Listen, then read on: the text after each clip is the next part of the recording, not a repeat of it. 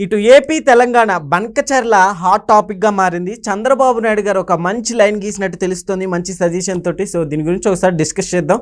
ప్రస్తుతం మనతోటి senior journalist CS రావు గారు ఉన్నారు. వెల్కమ్ చెప్పేద్దాం. హాయ్ సార్, నమస్తే. నమస్తే. ఏంటి సార్ అది చంద్రబాబు నాయుడు గారు ఇచ్చిన సజెషన్? బంకచర్ల అనేది రీసెంట్గా ఇరు రాష్ట్రాల మధ్య నీటి వివాదాలకి ఆజ్యం పోసింది. తెలుగు రాష్ట్రాలు రెండు భౌగోళికంగా విడిపోయిన అన్నదమ్ముల మధ్యగా కలిసి ఉందామని చెప్పి కేసీఆర్ గారు చెప్పారు. తెలంగాణ పితగా బీఆర్ఎస్ పార్టీ ఆయన్ని చెప్తూ ఉంటుంది. ఆయన్ని ఇప్పటికి కూడా తెలంగాణ పితగా ప్రజల్లోకి తీసుకెళ్ళడానికి బీఆర్ఎస్ పార్టీ సర్వశక్తులు ఒడ్డుతుంది. అయితే తెలంగాణ సమాజం ఆయన తిరస్కరించింది. 2023 అసెంబ్లీ ఎన్నికల్లో అధికారం కోల్పోయారు. 18% ఓటు బ్యాంక్ మిగిలిపోయింది బీఆర్ఎస్ పార్టీ.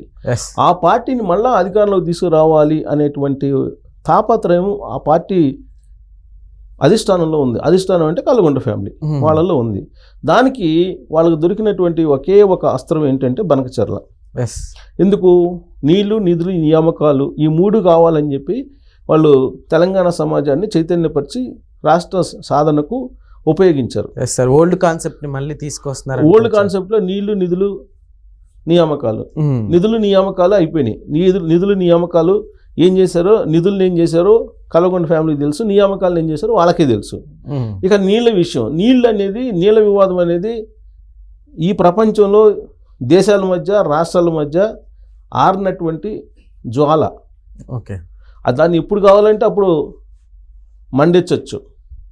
గత ఎన్నికల్లో 2023 అసెంబ్లీ ఎన్నికల్లో ఆడ జగన్మోహన్ రెడ్డి గారు ఉన్నారు ఆంధ్రప్రదేశ్లో కదా, ఇక్కడ కేసీఆర్ గారు ఉన్నారు. ఎలక్షన్ ముందు రోజు నాగార్జున సాగర్ డ్యామ్ దగ్గర అటు ఏపీ పోలీసులను ఇటు తెలంగాణ పోలీసులను మోహరించి అటువైపు ఇటువైపు రాళ్ళు వేసుకునేలాగా చేశారు. ఉద్రిక్త పరిస్థితులు క్రియేట్ చేశారు.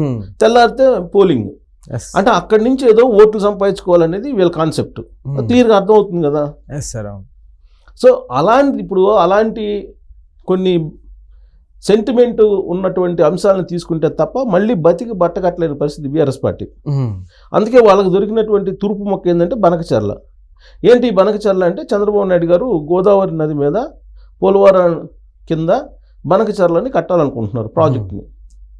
ఆ బంకచర్ల నుంచి నీటిని తరలించి రాయలసీమకి పంపించడం ద్వారా రాయలసీమను సస్యశ్యామలం చేయాలనుకుంటున్నారు. ఓకే, సరే ఇదే ఇప్పుడు చంద్రబాబు నాయుడు గారు మదిలో నుంచి, లేదంటే చంద్రబాబు నాయుడు గారు డిజైన్ చేసిందంటే, గతంలో కేసీఆర్ గారు, జగన్మోహన్ రెడ్డి గారు ఇద్దరు ముఖ్యమంత్రులుగా ఉన్నప్పుడు ఈ రెండు రాష్ట్రాలకి వాళ్ళు ఒక మెగా ప్లాన్ వేసి 2 లక్షల కోట్లతోటి ఈ గోదావరి మీద ప్రాజెక్టులు కట్టాలనుకున్నారు.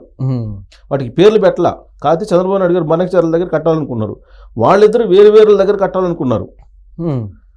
వాళ్ళిద్దరూ కేసీఆర్ గారు ఒక చోట కట్టాలంటే జగన్మోహన్ రెడ్డి గారు ఇంకో చోట కట్టాలనేటువంటి ప్లాన్తో ఉన్నారు. అప్పట్లో చెరొక 1 లక్ష కోట్లు ఖర్చు పెట్టేసి కాళేశ్వరం లాగా అక్కడ 1 లక్ష కోట్లు, ఇక్కడ 1 లక్ష కోట్లు, ఇంకో 2 లక్షల కోట్లకి టెండర్ వేశారు ఇద్దరు.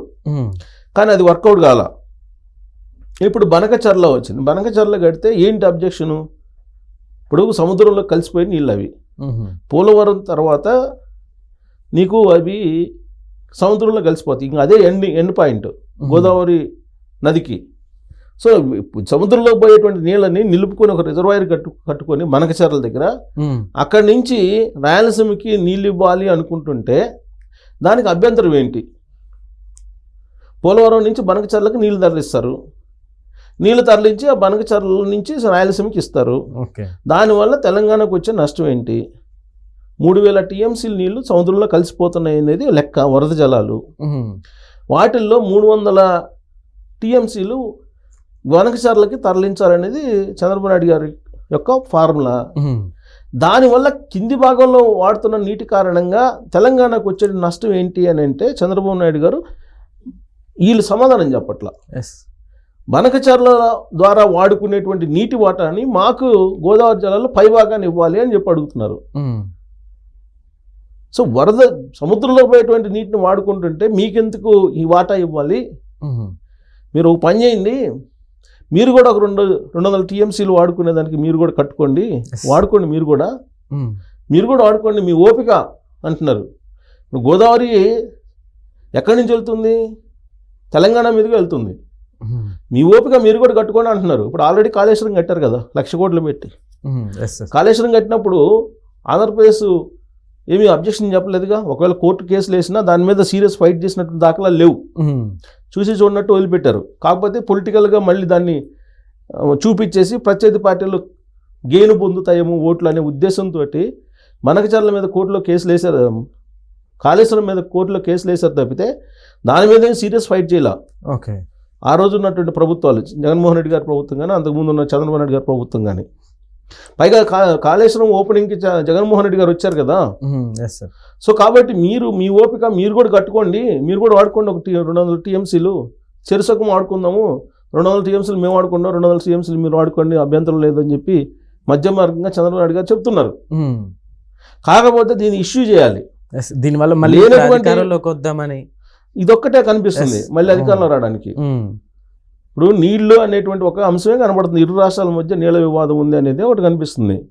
అనేకం ఉన్నాయి, కానీ దీన్ని ఎందుకు రెచ్చగొడుతున్నారంటే ఈజీగా జనాల్లోకి వెళ్తుంది. ఇది సెంటిమెంట్, నీళ్లు నిధులు నియామకాల కోసం మనం తెలంగాణ రాష్ట్రం తెచ్చుకున్నాము, మన నీళ్ళని ఆంధ్ర వాళ్ళు దోసుకెళ్ళిపోతున్నారు అని సెంటిమెంట్ రేపి మళ్ళీ రావాలని. ఇప్పుడు 2014లో కానీ 2018లో కానీ 2 సార్లు కేసీఆర్ గారు సీఎం అయ్యారంటే కేవలం సెంటిమెంట్.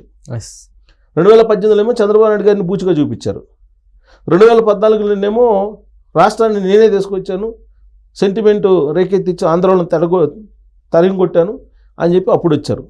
2023లో ప్రయత్నం చేశారు కానీ వర్కౌట్ కాల. సో దీంతో ఇప్పుడు ఏంటి, మళ్ళా అధికారంలో రావాలని అంటే ఖచ్చితంగా సెంటిమెంట్ ఒకటే మార్గం. సెంటిమెంట్ లేకపోతే బీఆర్ఎస్ పార్టీకి రాజకీయ జీవితం లేదనేటువంటి అభిప్రాయం వాళ్ళు వచ్చి ఉండొచ్చు. దాంట్లో భాగంగానే బనకచర్లని నిర్మించొద్దు, మేము ఎంతగా ఫైట్ చేస్తాము, న్యాయ పోరాటం చేస్తాము, ఎట్టి పరిస్థితుల్లో మేము దాన్ని ముందుకు సాగనేము అని చెప్పి ఇప్పుడు కాంగ్రెస్ పార్టీని కూడా ఆ విధంగా డిమాండ్ చేసేలాగా ఇప్పుడు బీఆర్ఎస్ పార్టీ కార్నర్ చేస్తుంది. విధిలేని పరిస్థితుల్లో కాంగ్రెస్ పార్టీ కూడా ఏం చేస్తుంది, మేము పోరాటం చేస్తాం అంటున్నారు. చంద్రబాబు గారు ఏం చెప్తున్నారు, మీరు రాండి ఇద్దరం కూర్చొని మాట్లాడుకున్నాం, 2 రాష్ట్రాలు నాకు ఇంపార్టెంట్, 2 కళ్ళు తెలుగు రాష్ట్రాలు 2. సో రెండింటికి న్యాయం చేద్దాం, రెండింటికి న్యాయం జరిగేలా మాట్లాడుకుందాం, వివాదాలు వద్దు అని చెప్పి ఆయన చెబుతున్నారు. దీన్ని వివాద రూపంలోకి ఇక్కడ ఉండే వాళ్ళు తీసుకెళ్తున్నారు. సో బనకచర్ల కారణంగా గోదావరి జలాలలో వచ్చేటువంటి నష్టం ఏం లేదు.